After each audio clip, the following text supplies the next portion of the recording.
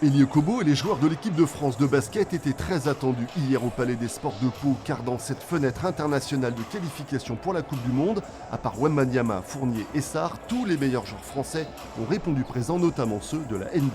On a une future équipe très jeune, très prometteuse franchement c'est agréable à voir. On a plein de stars, que ce soit NBA, Euroleague, c'est très bien.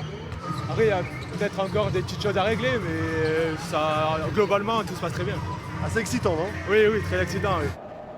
Et l'équipe de France a comblé les supporters dans un match maîtrisé face à la Finlande, notamment grâce à une défense de fer, marque de fabrique des Bleus désormais, à l'image de ce contre autoritaire de Rudy Gobert sur Lauri Markkanen.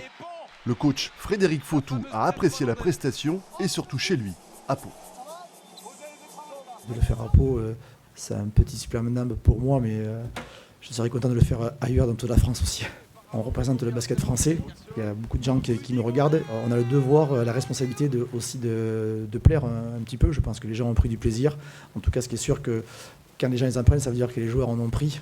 Et parmi eux, Elio Kobo tout particulièrement.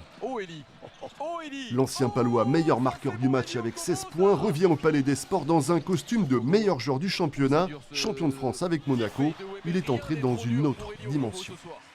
J'ai un certain statut maintenant et voilà, c'est toujours une fierté de pouvoir jouer ici et qu'ils voient mon évolution aussi en tant que basketteur. C'est la première fois que je reviens ici pour un match à enjeu. D'habitude c'est des matchs amicaux, donc voilà, il y avait quelque chose de spécial et retrouver le Palais toujours avec cette ambiance. Au final, l'équipe de France s'impose 98-69 et poursuit sereinement son parcours de qualification vers la Coupe du Monde au Qatar en 2027.